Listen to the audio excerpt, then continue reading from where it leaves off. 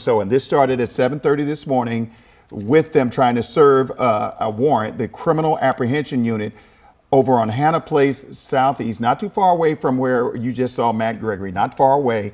And when they tried to serve that warrant, the person who was inside the home did not come outside of the home.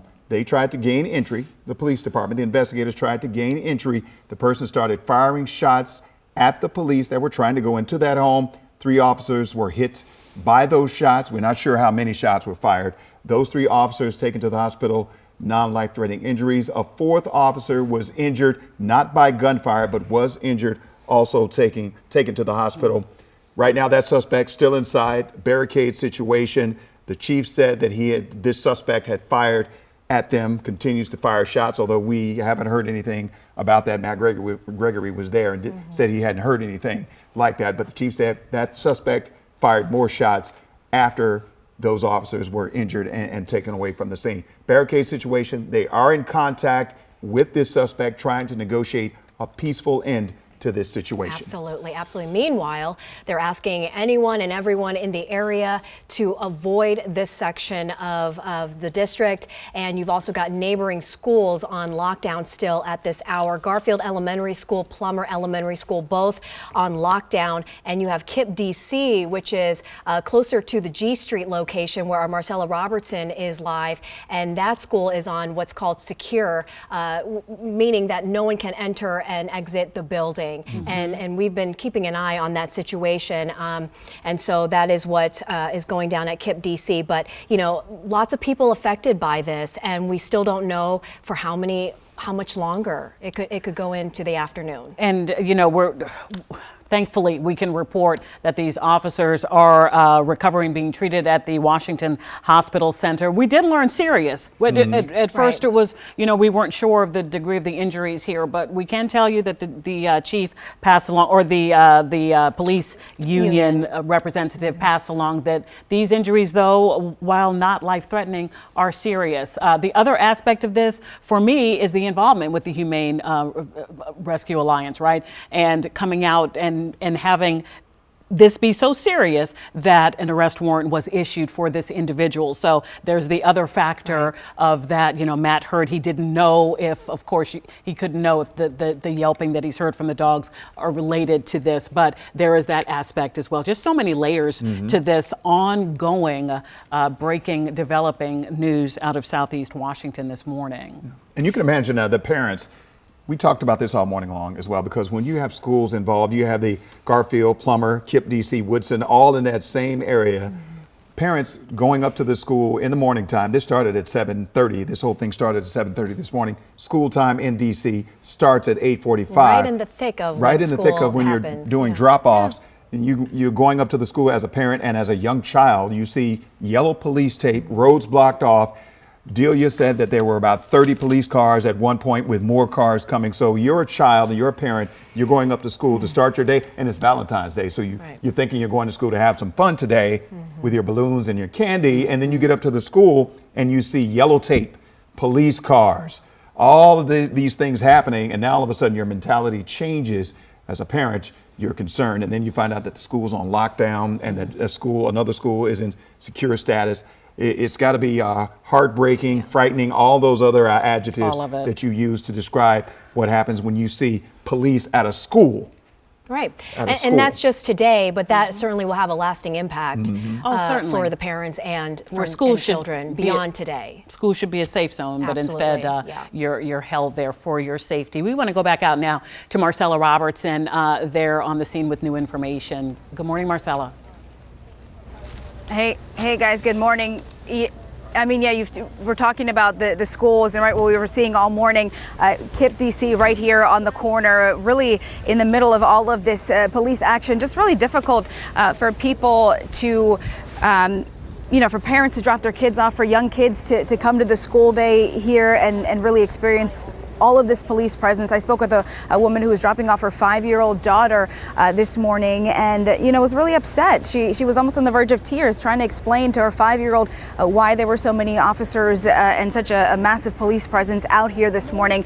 You had mentioned the balloons, right? We saw them coming into the school, and it's supposed to be just a regular day for kids, but unfortunately they are now in the middle of this barricade situation that is still ongoing. The school, KIPP DC, is in secure status, so essentially a lockdown. We have seen any students entering or leaving the building have been escorted out by an officer. So you can only imagine how scary that may be for, a lot of the students and parents in this area. At this point, we don't have any other updates, not a lot of movement. It does look like Matt Gregory, from his vantage point, is able to see a little bit more than we are this morning, but there is still a significant amount of police presence. We have seen the ATF agents kind of huddled around here a little bit.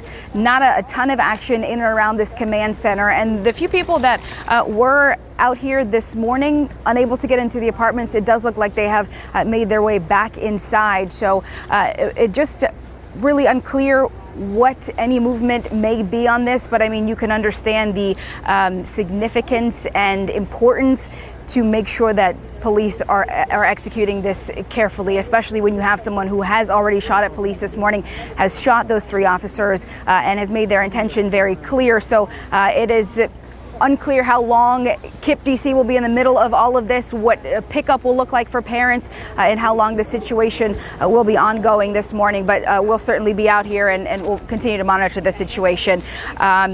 This is really all that's going on here along Benning Road. It is just a lot of police presence, a few people out here trying to figure out and watch and see how this is going to unfold, but really just a lot of media in this area. And then, of course, the officers and ATF that seems to be assisting in this investigation.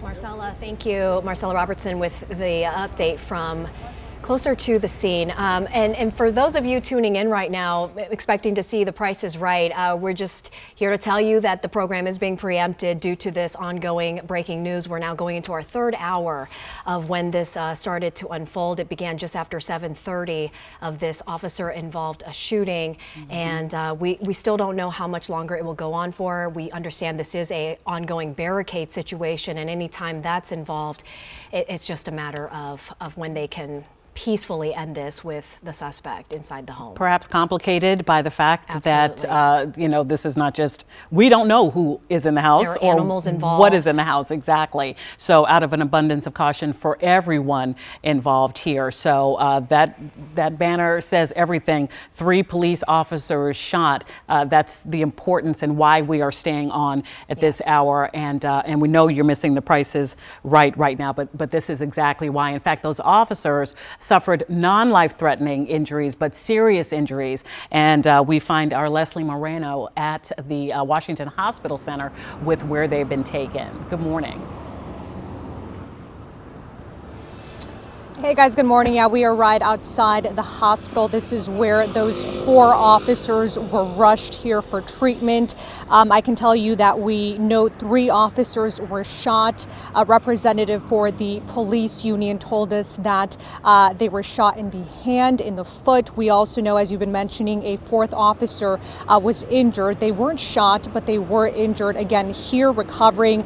We're told these officers are expected to be okay. They're in great spirits. Again, hearing from a representative for the police union about the situation. They came out and gave us an update here, telling us that, again, they're going to be okay. They've been in contact with family and they're still here recovering. This all happened, as we've been saying, at around 7:30 when those officers were serving an arrest warrant, assisting the Humane Society. This was related to an animal cruelty case. That's where the officers were shot. Again, this was at around 7:30. Officers tried making contact with that man who was in that home. As you heard earlier, that representative for the police union said we often want these sort of arrests, these warrants to be executed peacefully. That was not the case this morning, but again, he's glad that these officers are going to be okay. This certainly, as he said earlier, could have gone completely different this morning, but again, officers here are expected to be okay. They're still here recovering and again in great spirits. Guys. Leslie Moreno reporting from Washington Hospital Center. In fact, one of the union representative that she talked to earlier said the one officer was hit more than once, and the protective body gear that he had on shielded him from further harm. So we appreciate that, Leslie. Thank you very much for that report. Let's head back out now to Matt Gregory, who is, or when we last spoke to him, he was on Hannah Place. Good morning. Hey, good morning. Yeah, we're just about a block up from, so Hannah Place kind of divides at Benning Street. So we're on H, but Hannah Place right over my shoulder, that is where the focus of the entire situation has been. And I'm going to show you just kind of over my shoulder, walk you through the scene as we're looking at it right now, because we've been bouncing around the area here in Southeast. And this is kind of where the focus point is, because just off Hannah Place, past that particular Metro bus sign, that's where all the police seem to be stationed along there. It's further back, probably about a half block or so, is the actual home that the man has barricaded himself inside, according to police. Let's just kind of recap for you real quick. This all started earlier this morning when police went with animal control to serve a warrant for animal cruelty. Now, when we were talking with the police chief earlier, and I'm sure many of my colleagues have reiterated this, they said it is customary for police to assist on things like this, especially with animal control. It was upon approaching the home and they could not get the suspect to come out. They were then fired upon, and like you heard Leslie say, 3 of them hit, each one with different injuries, different levels of injuries, but all non-life threatening, and then a 4th officer injured as well. At this point, as we've been going through the investigation, we wanted to hear from the chief of police, really show you sort of, if you missed the press conference, reiterate some of the things she said about the situation as it develops. And I'm here today just to give you an update on the officer-involved shooting that occurred here this morning. Our officers were assigned to our criminal apprehension unit, responded to the residents here in the 5000 block of Hannah Place Southeast to serve an arrest warrant that was occupied by the Humane Society for Cruelty to Animals around 7:30 a.m. this morning. Our officers attempted to make contact with the individual inside the residence in order to execute the arrest warrant. The individual refused to come outside. As officers attempted to gain entry, the individual fired upon them. A barricade has been declared in this particular incident. Our officers were struck by gunfire, 3 of our officers to be exact. All 3 have been transported with non-life-threatening injuries to our local area hospitals. A 4th officer was also injured but not shot. It was basically for minor injuries. At this time, the individual remains barricaded inside the residence. This remains an active situation, and the individual has continued to fire from that location. We are asking everyone to please stay out of this location until we are able to apprehend the suspect. Hey, so one of the folks, we just kind of, while the soundbite was running, I came over here, and this is George. He lives sort of catty corner to it. George, you're a little far away because we're all kind of blocked off here, but can you tell me what happened this morning from what you were seeing? I mean, all I was doing was sitting at the table this morning, watching TV. All of a sudden, about 7 or 8 rounds went on. 7, 8 rounds? Yeah, about something like that, about 7 or 8 rounds. And what were you thinking when you heard that? Come outside and see what's going on. Yeah. I heard so much. Wow. Yeah. So then, police start coming in. What are you seeing at this point throughout the morning as it develops? Actually, see about what? 8, maybe 9. Then all of a sudden, it was like there's about 50 police cars out here. 50 police cars? Yeah. Oh my gosh. And then they started roping it all. And when I came outside, that's what I saw happen. Yeah. Once I started hearing the police, all I done was peeped out the window, heard the fire, and once I heard the rounds, I couldn't believe it was this early in the morning. Did you just decide to stay in for the rest of the day, or what are you thinking? No, I ain't staying in. I got to go out. Yeah. But it's happening around here so much, man. It is? Yeah. One thing, they need to clean that gas station now. I mean, they hang out all night, all day. They out here when you get up in the morning. Yeah. When you go to bed. And this, Is this something you've grown to expect around here, or what do you think? I've been here 30 years now. I ain't never expected this. Yeah. But it's happening everywhere. Yeah. George, thank you for your time. I appreciate it. So as we've been kind of working through it, as you can see, the whole situation here is kind of blocked off, where it's difficult to get to folks, to even get to some of the homes around here. We had to talk to George, like you saw there, through the fence. But one of the things I've noticed as we've been here is that there haven't been that many people coming outside right now, whether they've been told to stay in their homes from police, or whether or not they are sort of going through the scene themselves just out of fear and staying in their houses. That seems to be the situation. I hear some police sirens going on right now. Not sure if that's related. I'm going to swing you back around, if I could, just real quick, to show you the scene one more time before I pass it back to y'all. You can see just kind of over the corner, as you get closer in, it's still Hannah Place over there is sort of the main focal point of everything. And I haven't seen any police in tactical gear in a minute, but they're all sort of, they have been moving back and forth in between. So that's what the scene looks like here. I'm sorry for the kind of the different camera movements. I've been working my way around trying to talk to people while we've been here. As you saw, closest we get to George was through the gate. But yeah, guys, it's still a tense situation. As you can see, it's very hard to get people to want to talk about it. Understandable. You were talking to George. Matt, do you get the sense, because it just seems eerily quiet where you are, do you get the sense from George and others that you've talked to that they are able to come and go as they want? I mean, not really. They can't really go. It's sort of like you're going to have to take a lot of different roads to get out of here, and to get back in is just as difficult. It just seems like people are going to go how they're going to find their way out no matter what. But it is a situation where, like, it is silent here. Like, you can probably hear. I'm hearing these sirens just a couple blocks up, and there's nobody talking around here. When I was further down at the command center area, that was pretty lively. People are still out there chatting and talking. It is very quiet here. Everyone's just kind of waiting on bated breath to see what happens just across the street. I would say just a block and a half up. I'm just curious if residents were told, to stay inside, if that was the direction from authorities, because you have nearby schools on lockdown, obviously. But George seemed to, say that he could leave. He seemed to think that he was able to leave. So what's the messaging there? Yeah. Mm-hmm. All right, Matt, thank you so much. We appreciate that different angle. Yeah, I'm sorry, go ahead. No problem. Oh, no, I was just going to say, I think when it comes to those barricade situations, some of the things they generally do, police do, is houses within the direct vicinity are either evacuated or folks are told to barricade inside. But since we're about a block and a half up, I think that's probably why George was not told that. But he's been here all day, and he hasn't had an officer come to his door to talk to him about it. So that's sort of what we've been seeing on the scene, at least. All right, Matt Gregory reporting live. Thank you. All right. Again, we have several crews. I mean, this news is captivating newsrooms, of course, across the D.C. today. We want to get back out to Delia Gonzalez, who is there now out of the car, off the phone, on the ground for us. Good morning. Good morning. As you were talking to Matt Gregory about the silence in that area, we are feeling that here as well on the 4700 block of Benning Road, closer to the media staging area across the street from KIPP. We are about 3 lengthy blocks away from the scene of Hannah Place, where this is all unfolding.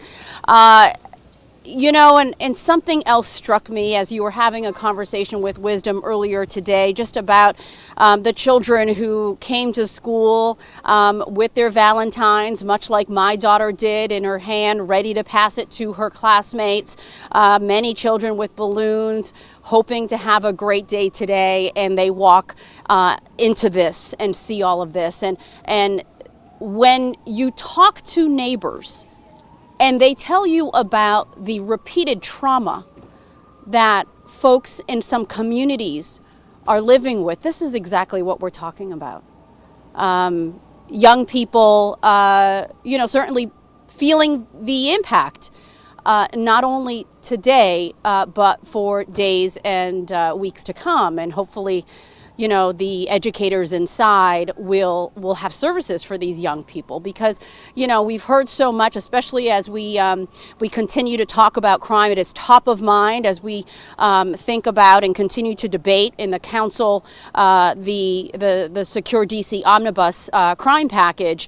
You know, people say the fear, living in the fear of crime happening is almost as bad, I should say, as being a victim. Living with that fear of something happening is almost as bad as if it did happen to you. So while we know these children are safe, while we know these parents are safe, while we know these residents who live nearby are safe from this activity, just living in this area and seeing this constant activity is traumatizing for a lot of folks. I talked to that mom, Kiana, who I spoke to some time ago, who has a preschooler here. We were trying to get that sound and that portion of that interview over to you so we can play it. But she said, this happens here all the time. This happens here all the time. I wake up to sirens all the time. And I said, well, nothing to this extent. And she said, no, it's never this big. But police never respond when it's in this large of a manner, when it's a pedestrian who has been hit. Those were her impressions. That we're seeing this large police presence because members of their own were victimized and were hurt today. But she expressed pain almost that when her neighbors are victimized as well, or are injured at the other side of a gun, she doesn't see this type of response.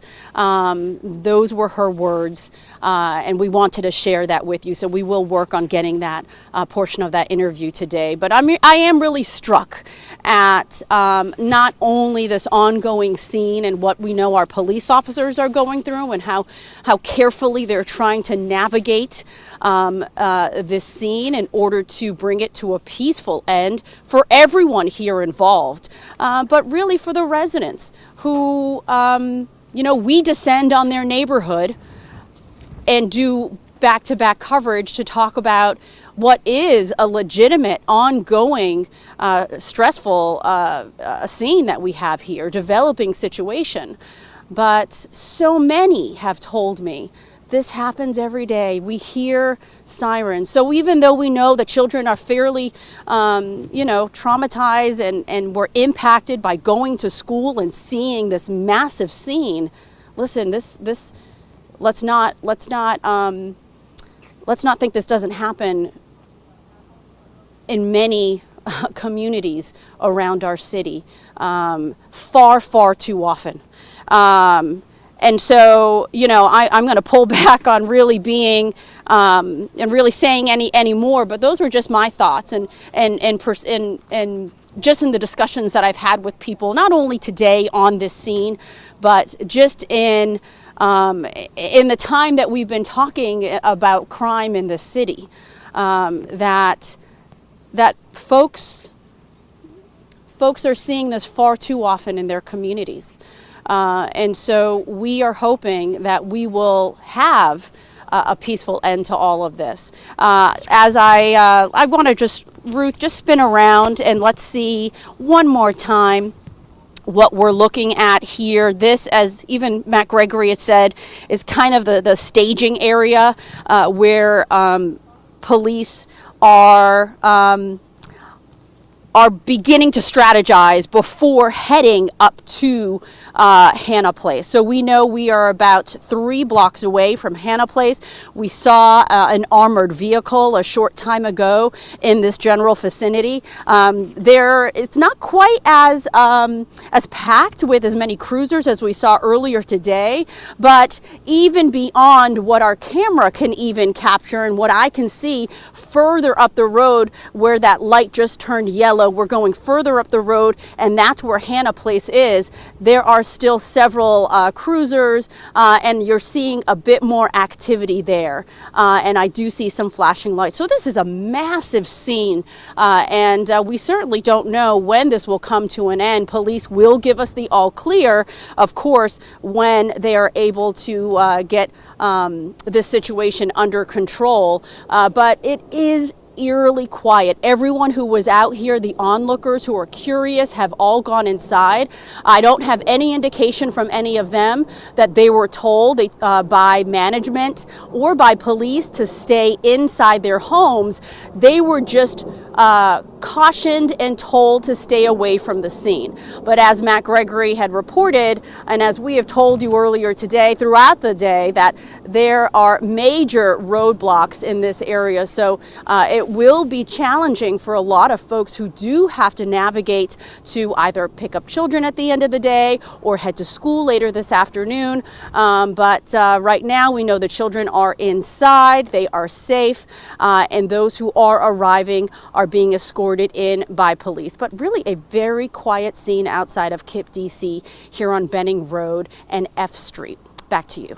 And you just mentioned this, Delia. We've been talking about this all morning long about the schools that are involved in this area. We were talking about Garfield and Plummer that are on lockdown status, and we're also talking about KIPP DC and Woodson, which are on secure status. So inside the building, they're dropping their kids off. And then, well, they've already done that. They've already dropped their kids off for school for the day, and then the parents are the ones that left, and then everybody stays inside the school after all of this started and things started to escalate. And Delia, you mentioned we don't know when this will end, and so I'm curious. I know we're still trying to get in contact with schools and ask them about the plan moving forward. What will dismissal look like to make sure that the children are reunited with their parents safely? And hopefully it will all be over soon. Of course, we'll stay on top of it. And Delia, we have to let you go, but we hear you loud and clear that a police presence is seen in that area when it involves their own. We hear you loud and clear on that and what you've talked to neighbors about. So thank you so much for your insight. We do appreciate you. All right, Leslie Moreno has been outside of the Washington Hospital Center and joins us now. Hey guys, yeah, it's been a busy morning here at the hospital. We are camped right outside MedStar here. This is where 4 officers are currently being treated. 3 of those, we're told, were rushed here after they were shot. We're told these officers were shot. Locations, hand, foot. 1 officer shot more than once. And that 4th officer, we were told, was not shot, but they were injured. This all happening at around 7:30 this morning when officers were in a home in Southeast assisting the Humane Society with an arrest warrant. Officers were told tried making contact with the man inside the home. The man refused to come outside and fired at those 3 officers, again, who are currently here at MedStar Hospital. A representative for the police union came out just about an hour ago and gave us that update on police officers and how they're doing, telling us they are expected to make a full recovery, also adding that they're in good spirits. Again, we spoke with him. He says, they always hope that while serving these arrest warrants that they're peaceful and that there are no injuries. Unfortunately, that was not the case, but he does want to mention and say that he's thankful that these injuries, these officers, their injuries were non-life-threatening. And again, they are expected to make a full recovery. Their families have been notified, again, in great spirits. So we're hoping to get an update on their condition here, hopefully at some point throughout the day. Guys. Leslie Moreno for us outside of the hospital where those police officers were taken after being shot, trying to issue an arrest warrant earlier today at 7:30 today. So now we're going on hour 4 of this situation. Right, and this all started in the 5,000 block of Hannah Place at around 7:30 this morning. We've talked to the police chief, Chief Smith, about this, and what was happening is there was a criminal warrant that was being served. Let's check in with Marcella. I was giving some background on what happened here. They were serving that warrant, shot to a person who was inside. That person refused to come out, shots were fired. The officers, the 3 officers, were hit by gunfire. Another officer injured but not hit by the gunfire, in the hospital recovering. Now they're trying to get this suspect outside of that building, the apartment or townhouse or row house, by negotiating with him. So I'll turn it over to you now, Marcella, so you can pick up the story right now. Yeah, and guys, from our vantage point about 20 minutes ago, I think you were able to maybe see it from a different camera, whether it was Delia's or Matt's, but there was an armored truck that was brought right past us, and then you're not able to see it anymore. So it does look like they may have brought it to potentially right in front of this house here. But again, still an ongoing investigation, this active barricade scene where 3 officers were shot this morning. When we heard from the police chief this morning during that very brief press conference, really give you an idea of the severity of the situation that they are dealing with and how they have to approach this. Someone who shot at those 3 officers was continuing to shoot at officers, and obviously a very dangerous situation. So how you approach that is really unclear, and you have to be very careful, especially when you are dealing with neighborhood, you're dealing with apartments in the area, you're dealing with homes nearby, and then of course a school. And I want to focus in again on KIPP DC. I know we've been talking about this all morning, but this has certainly had an impact on a lot of people. I just spoke with a woman. She has 3 kids inside here. She has been standing kind of along the fence a little bit, and we're hopefully going to send that back to you guys so you're able to hear from her. She has 3 kids that she dropped off here in KIPP. And she has been standing outside because she said she is really afraid and wants to make sure that her kids are safe. She says an officer has told her, reassured her that the kids are safe inside, but she says that it's really important for her to stand outside the school to ensure that her 3 kids are safe and to see how this all unfolds. She said that this morning she was getting ready, lives in the area, was getting ready to take her kids to school in this area, but says that she heard those gunshots, dropped her kids off, and says that she is standing out here just to make sure that her kids are safe, as this is still a very ongoing and active investigation. I asked her how long she plans to be out here, and she says until her kids are dismissed from school or until this all ends. So just to give you an idea of the impact that all of this certainly has, right, impacting neighbors who some of them are not able to get back into their homes, impacting the parents, impacting the students. And as we hear some of the sirens going on and off throughout the morning here, you can also see that, imagine, it looks like something's going on here in just a moment, so I'll send it back to you guys, but just to imagine how this has really disrupted the school day here for a lot of the parents and students. Guys? Hey, let us know when you know what is going on behind you. Thank you so much, Marcella. Just a touching moment. It's a mother dropping their kids off at school, and you do not expect. Just want to stand right there until they are safely in your care once again. Right. And those schools are in lockdown mode, but if you're a parent, you're dropping your kid off, it's not enough. For some people, it's just not enough. They're in lockdown mode, securing that area because the kids are on the inside. And nobody can get inside or outside at this point. So, yeah. Eric Flack, our chief investigative reporter, and joining us right now. Earlier, Eric, just minutes ago, Delia really opened up and shared the sentiment of residents and what they're feeling. Of course, this is not the first time that we have seen an officer-involved shooting, but I know you've compiled some information for us about that in the district. Yeah, really disturbing numbers nationwide.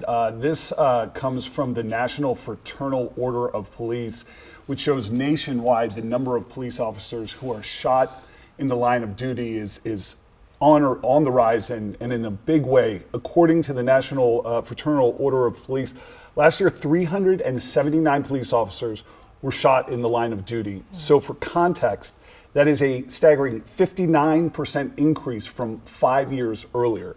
Now, if you break down last year's numbers here locally and across Maryland and Virginia, 8 officers were shot in the line of duty in the state of Virginia. 6 were shot in the state of Maryland, and 2 here in DC. Those incidents in DC, one was a park police officer. You may remember that was back in November when a park police officer was shot multiple times, the suspect dead after a shooting in Northwest. There was an incident last October where a man was killed and an officer wounded in an exchange of gunfire in Southeast. Earlier this month a DC police officer was shot at but not hit in an incident that happened in Southeast DC in an alley. So the regularity with which suspects are firing at officers is increasing in such a way that it impacts officer retention.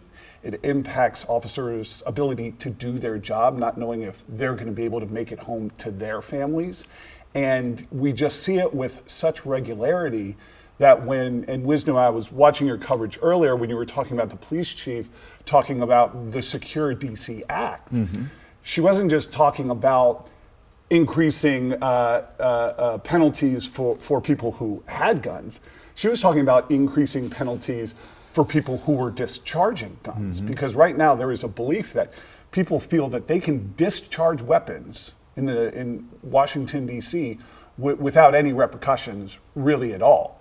Obviously there are going to be repercussions when you shoot at and hit a police officer. But I think both here locally and nationwide, we're just seeing a brazenness with which suspects fire, bullets at police officers in a way that we just haven't seen before in this country. Yeah. And in your numbers, add 3 more today, just trying to issue this arrest warrant. And I think that we would be naive to think that with the rise of gun violence that we've seen in our city, the city that we love so much, that it wouldn't cross over to whether you're wearing a badge or not. And it feels like that is what happened today. So those stats sadly do not surprise me with what we're seeing as far as gun violence, period. And the sharp uptick in such a short amount of time, that's alarming. Yeah, I mean, that I think is what stuck out most to me. And I got to dig a little deeper into the numbers on how those were, how those numbers increased here locally. But when you're talking about a 59% increase nationally in just 5 years, I mean, 379 police officers were shot in the line of duty in this country last year. 379. 3 today, right here in Washington, D.C., the nation's capital. That is a problem. That is an issue, because it affects all of our safety, because it affects the officer's ability to protect your family, your family, your family, my family. 379 in 1 year. In 1 year across the country. That means 1 each day, if not more. Right. 365 days in a year. I mean, that is 46 police officers killed by gunfire last year in the United States of America. When Leslie Moreno was out at the hospital and she spoke with the union chief, the head of the for the police union, he was very outspoken about what he sees as the problem. I don't know if you heard his comments, but he basically put it on the city council and them not being tough with some of these repeat offenders or offenders, period. And the lack of officers, and the lack of retention officers. issue. Right. And it's a challenge. What do I tell police officer Wisdom? How do I convince him not to retire or not to go to a private security job where maybe he can make the same amount of money and not get shot at when he has a family, kids at home? How do I do that? How do I convince police officer Annie to do that when we're seeing this? They were serving a warrant for animal cruelty. Do you think they thought they were going to get shot? Absolutely for serving not. a warrant Absolutely for animal not. cruelty? Right. And I was just going to say, the police chief, when she's talking about this crime issue in Washington, D.C., so you're talking about people that are freely shooting, period. Because these bullets, today it was police officers. Yep. Many stories that we've been covering over the last couple of weeks, months, days, you have conversations with people and you're like, oh, a 2-year-old just got killed from gunfire. Oh, so this person was minding their own business, they get killed from gunfire. And a lot of people are talking about this now, about how do we stop this? How do we stop this to the point where these people that are shooting are, like you mentioned, randomly shooting. Today is police officers. But we've covered a number of stories where it hasn't been police officers and people are these suspects are just firing their weapons at will, and it doesn't matter whether they hit their target or not, because stray bullets don't have names on them. But we've been reporting all morning, there's schools in this area. Right, There exactly. were families, there were kids. Exactly. What if the bullet didn't hit the officer and Exactly. hit who was behind? Mm-hmm. What if it hit somebody at Garfield or Plummer or Kip DC or Woodson? So yeah, this is a huge issue, and not just here in DC. all around the country. Thanks for putting it in perspective. You got As we never want to see an officer of the law injured in any way like this, and today is so brazen, so thank you. We want to go back to Marcella Robertson right now. We saw some movement behind you, Marcella. What's going on? Yeah, we just got a brief update from police trying to figure out, exactly where things stand here. We understand that there may be another press conference or so within the next hour, an update there. At this point, this is still an ongoing barricade situation. This has not ended. Police tell us that they're still trying to communicate with the person inside. It doesn't seem that the person is communicating back with them, that the officers are still just trying to make contact with that individual inside. We are told that that person was still firing shots at officers. The last shots may have been fired about an hour or so ago.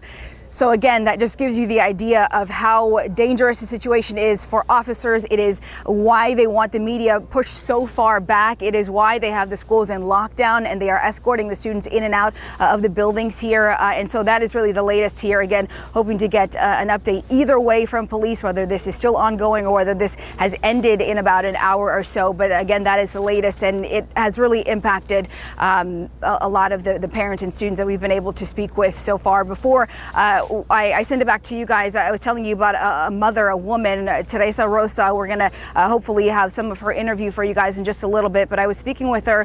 She has 3 kids inside of KIPP. She dropped them off this morning. Before she dropped them off, she heard all of the gunshots, heard the commotion. And then when she approached the school, she saw with her kids, 6, 7 years old. One is even younger than that.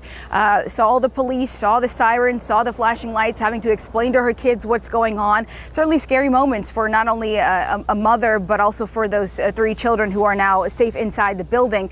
But she says that police assure her that the kids are safe inside, but she has not left here. She is outside of the school and says she will wait here until her kids are safely dismissed or until this situation ends, whichever comes first. So that just really gives you an idea of the impact that this is having in the community, for people who live here, for the officers, and obviously for the parents and students who attend KIPP. And then you also have Woodson High School right up here as well. So as far as the ongoing investigation, we're hoping to get an update within the next hour or so, but we understand police still trying to make contact and communicate with the suspect that is inside that home. Guys. And Marcella, real quick, we know for sure that Garfield Elementary School and Plummer Elementary and KIPP DC, they are currently keeping students safe. I know Garfield and Plummer on lockdown, KIPP DC is in secure mode. Have we touched base with the schools, or do we know if they have a plan in place just in case this bleeds into the hours of dismissal? Yeah, I think we're still waiting to hear exactly what that plan is from schools, but I can tell you if it is anything like the plan that, when students were being brought into the school building, it will likely be that you will have an officer, several officers around the door, making sure that those kids are brought in and out safely and are going home with parents. So again, as I mentioned before, when we first got here, there was an officer as those kids were being brought into school, would not let anyone on that side of the sidewalk. So again, we're going to reach out to police and see what the plan is if this does, push into the time where kids are dismissed, what that will look like for students and for parents. So we'll definitely keep you posted on that as well.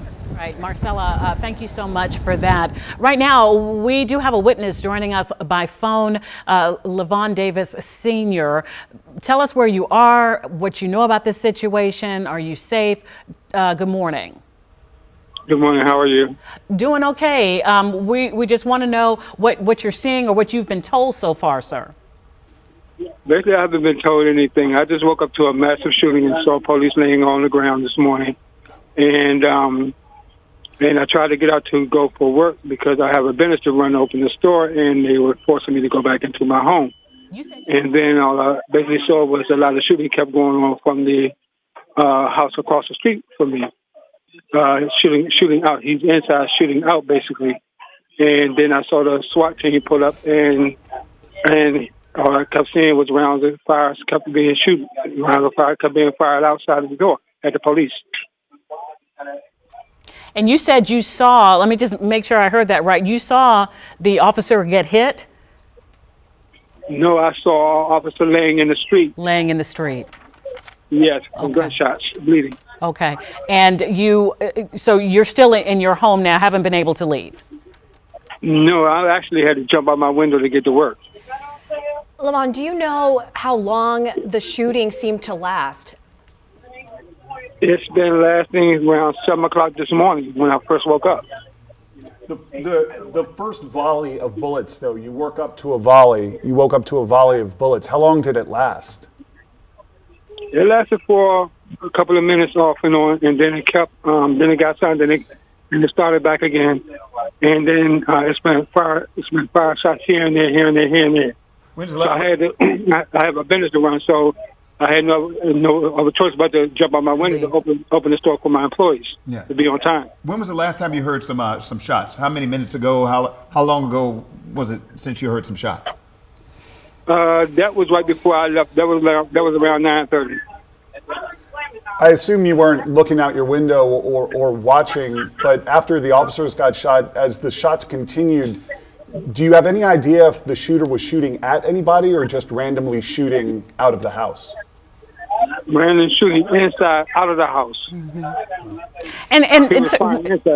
And just to clarify, is that an apartment that they're barricaded in? From what you know, this is a witness account here again. If you're just joining us, it's a private home. I'm living in an apartment across the street from the house. And this is a private home. This is a private. Is it a row house? A single family home? It's a single family home. Single family home. And do you happen to know the people who live in that home, or what goes on in that home? No, I don't. I just speak to them. I just speak to people as I go along because it's pretty basically a quiet street. Yes, sir. We never had this type of thing going before. I really don't know anybody on the street, but when we speak, we just speak and say hello and all this type of stuff, just to be speaking. Sure, neighborly, understood. Yeah. Mr. Davis, police say they were serving some sort of an animal cruelty warrant. Have you noticed anything with animals or dogs or sounds from that house? Yes, I do know he had a bunch of dogs. Yeah, I do. I mean, I'm aware of that. Like a strange amount. Can you characterize it? Yeah, it was a strange amount of dogs. Because dogs kept barking all day and all night. It was a lot of them. You couldn't put an estimate on how many? No, because I never seen them. I only saw one dog with him the whole time. But there were a number of dogs that would continue barking inside the house, like they were just kept in there. Yes. But I only saw him with one dog. Every time he came out, he had one dog. It was a different dog every time he came out. So you're at work now, sir. How do you plan on returning home, or do you plan on just staying there at your place of business? I plan on returning home, but I close the store at 8:30. Okay. So I'm going to have to return home, but I have a business to run. Is your store in close by this area, or is it somewhere else? It's close by there. It's in District Heights. It's Super Beauty in District Heights on Silver Hill Road. What is your reaction to what happened this morning? I'm actually shocked about what's going on because this has never happened, and I had to leave my car parked there because my car is parked directly across the street to where the house is. Do you have a lot of violence on your street? Is there typically shooting on your street? Never any violence. I can sit outside my porch and enjoy the evening. No violence ever happened on my street. Nothing. How long have you lived there? I've been here 6 years. 6 years. Wow. Well, Mr. Davis, we are really happy that you are safe and chose to join us. It gives us so much more insight into that street and just the neighborhood itself. Your comments, so we appreciate you. All right, thank you so much.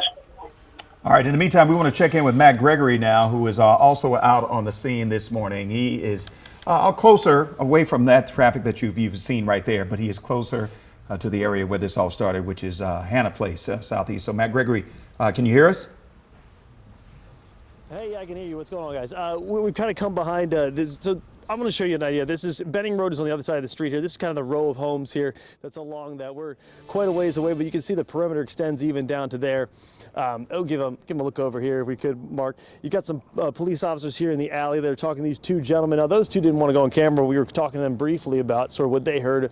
There are two guys doing some construction work in the area, going through and apparently this gentleman here and this neighbor is going to let us in his yard. I was talking to him earlier, actually, when you were about to come to me, and he was sort of telling us what he had seen, or what he had heard at least. It was like 23 shots, he said. So some of the other crews are talking to him, so why don't you come with us right now? We'll kind of dip in and hear what we can hear.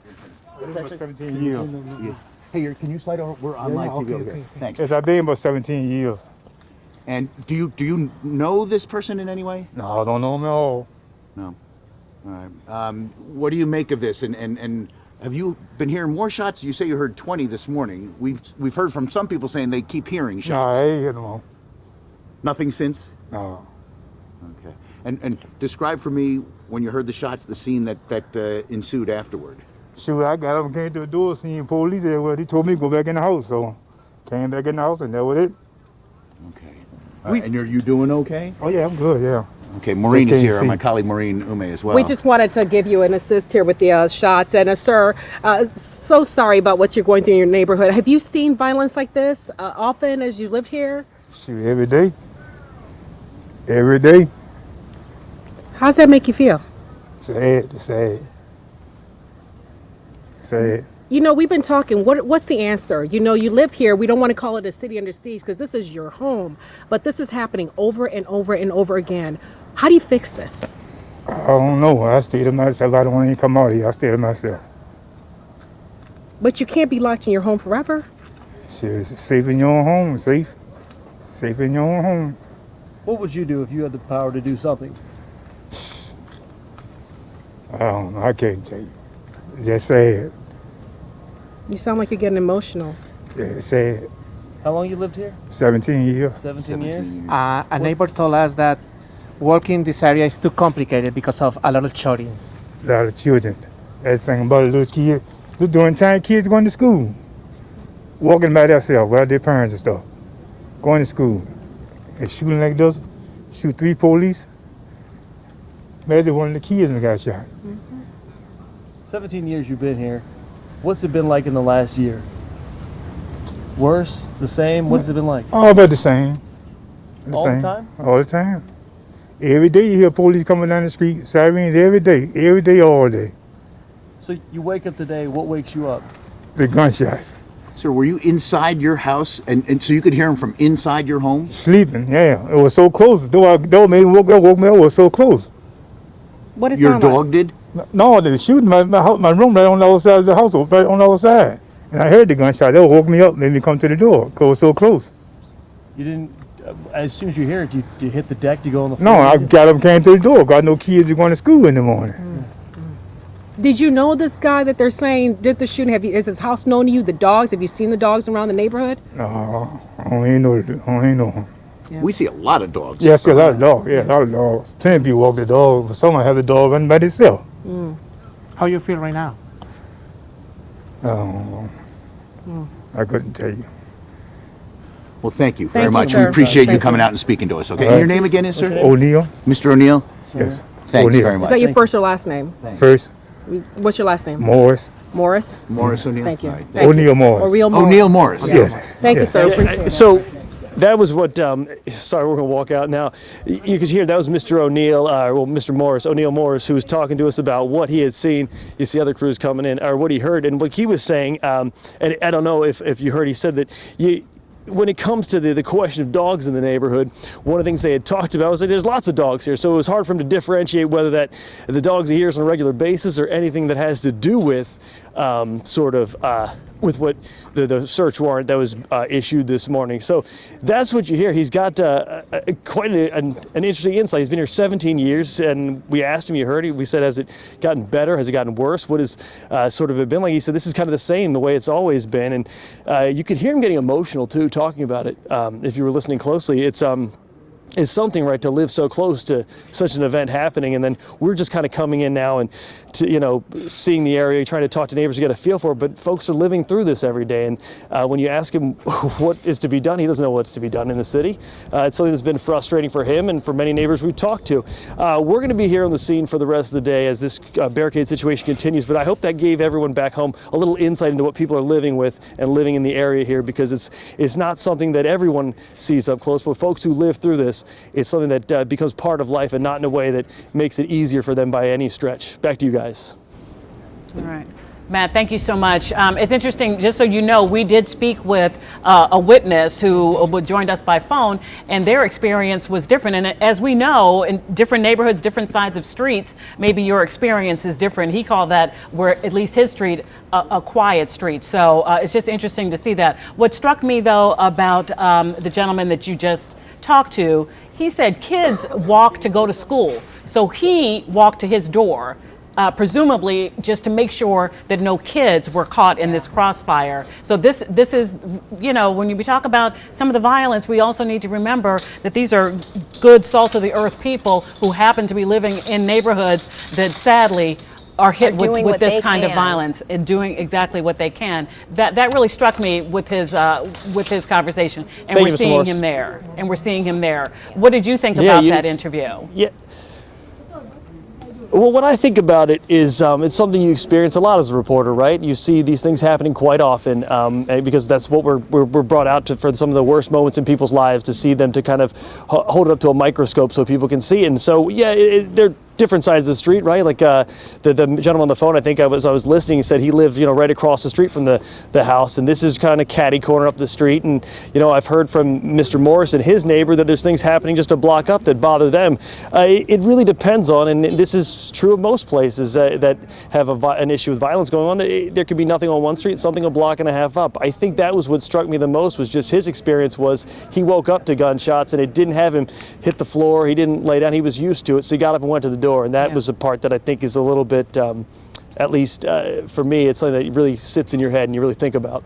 And for a lot of people, putting this into context, keep in mind that DC schools do not have the massive overall bus system like they do in Maryland and Virginia. So the kids have to either walk or take public transportation, or their parents or relatives have to take them to school. So this could have easily, like he mentioned in that interview, kids could have been anywhere.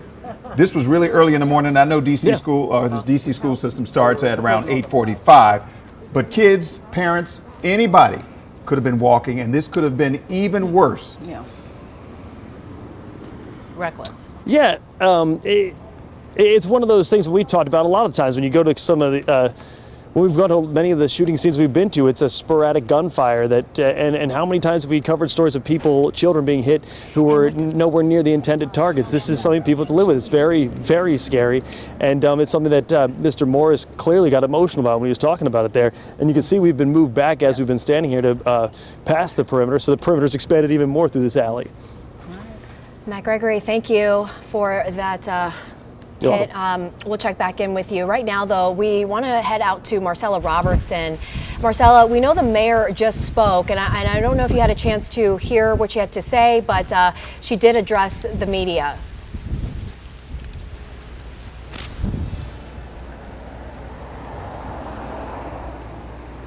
Can you guys? Yeah, I couldn't hear exactly what you were saying, but I do want to give you a quick update from what we just saw here. Again, we've been outside of KIPP school here, and just about 30 seconds ago, there was a parent who dropped off a bunch of Valentines, right? And I think that really just gives you the sense and idea of the somewhat normal day that they are trying to have inside the building here as they are dealing with a much different situation, not normal situation outside of the school here. Again, parents dropping off Valentines here. We spoke with a mother earlier. She dropped 3 kids off inside KIPP, and she is still on the corner here. You can see her by the fence. She said she is going to either wait for her kids to be dismissed or she'll wait for this situation to end. But she spoke with us earlier and says that she does not feel safe. She heard the gunshots this morning, dropped her kids off, and wants to make sure that they are inside okay. The latest update that we had from police was about 20 minutes ago. They said within the next hour, they should be giving another update in the form of probably a press conference, whether or not there have been any changes in this ongoing investigation. We understand that the last time the suspect fired shots was about an hour and a half ago, and up until this point they have still been trying to communicate to try to make contact with that person inside the building, but still a significant amount of police presence here, as it does appear that ATF and MPD, ATF is helping MPD with this investigation as they try to end this all peacefully. Marcella, thank you so much. Thank you for your reporting this morning as well. Still waiting. We were told that Mayor Bowser was at an unrelated event, didn't spend much time talking about this. I'm sure she's trying to get all the information, but hopefully we can hear from her a little bit later. One of the questions I would have is to learn more about what police thought they were getting into when they went to that front door. We know it's a special unit that was serving warrants on violent felons. It was also a animal cruelty warrant. What did we know about this suspect's history? What did we know about the suspect's potential history with violence and firearms? Weapons, yeah. And you know, were they prepared for what the response that they ended up getting? Are the questions that are top of mind for me right now. And it sounds like there were, what we know so far, 4 officers that were together in serving this warrant, right? Because there were 3 officers that were hit. In conjunction with the Humane Rescue Alliance. Right. So it sounds like there were a group of officers that responded. But did they know? And that kind of speaks to what we were talking about earlier is, as an officer, you never know what you're walking into, really, at the end of the day. But thankfully, in this situation, they will recover, and that is what the mayor reiterated. You mentioned the unrelated event. She did just touch on the fact that the officers will recover and be okay. And one of the things physically be okay, but emotionally. Right. And one of the things that the chief talked about was kind of what you mentioned. People wanted to know, well, who is this guy? What's his whole history? And she said that this is an ongoing investigation, and they were going to get into that at some point because this was so fresh. But that is interesting. What did they know about this person? Because it's not like, you know, this is what they do for a living. This is what this criminal apprehension unit does, which is serve these warrants to these violent criminals. And the union representative did say that it was an extremely dangerous position, or, you know, to have within the police department. Absolutely. So I heard Delia mention this earlier on in our coverage. They really never know what's behind that door. And so there are always going to be questions looking back on, could they have handled it differently to protect the officers? But hindsight is always 20/20. I'm just so thankful I'm so thankful though that part of the story ends this way. Because when I think about how different this story could be going right now, you know, it's unnerving. Well, you can't imagine that the suspect knew where he was shooting, that he knew he was shooting a leg or a hand. They were just shooting. Right. And I've known people who have been with these warrant units in DC, and they do normally, under normal circumstances, when they are approaching, they have background. They know exactly who they're going there to get, why they're going there, who this person is, the whole background. I know a lot of people who work with this unit, and they say, we know what we're doing when we go there. We know who we're dealing with. So it'll be interesting to see what comes out of this with this investigation. All right. Well, thank you for joining us. We'll be back in just a moment for your news at noon with more on this breaking news story. Simone and Larry join you next.